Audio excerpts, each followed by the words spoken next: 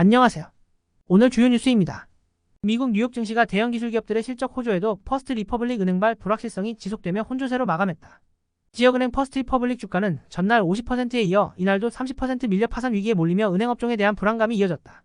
부동산 PF 프로젝트 파이낸싱 부실 우려가 확대되는 가운데 전세 사기 사태까지 터지자 상호금융저축은행 등 제2금융권의 연체율 관리에 빨간불이 켜졌다. 지난해부터 이어진 부동산 경기 하락의 경매 연기 등 추가 악재까지 겹쳐 건전성 우려가 커질 수 있다는 지적이다. 올해 아파트, 다세대주택 등 공동주택 공시가격이 작년보다 평균 18.63% 하락하는 수준으로 확정됐다. 이는 지난 3월 공시가격 안 대비 0.02%p 추가 하락한 수치다. 집값이 큰 폭으로 하락한 데다 2020년 수준으로 보유세 부담을 낮추겠다는 정부의 감세 정책이 더해지면서 역대 가장 큰 폭으로 떨어졌다. 주식시장에서 사흘째 특정 종목들이 한꺼번에 하한가를 기록해 8개 종목의 시가총액만 7조 원 넘게 사라졌다. 검찰은 주가를 조작했다는 의혹이 있는 10명에 대해 출국금지 조치했다. 전세 사기 피해 지원을 위한 특별법이 오늘 27일 발의될 예정인 가운데 정부가 이에 맞춰 피해자 지원 종합대책을 발표한다.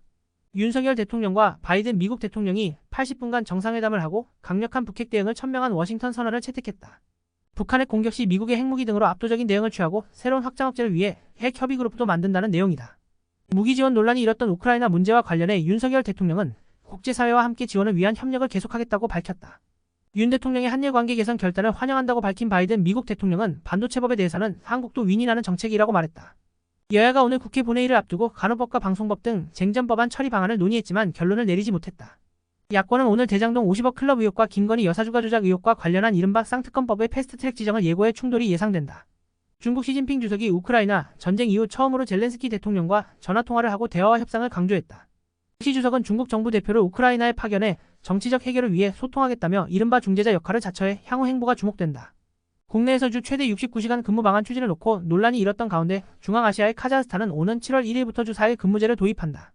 가수 겸 배우 임창정 52주가 조작 세력에 30억 원을 맡겼다가 60억 원에 이르는 빚을 지게 됐다고 밝혔다.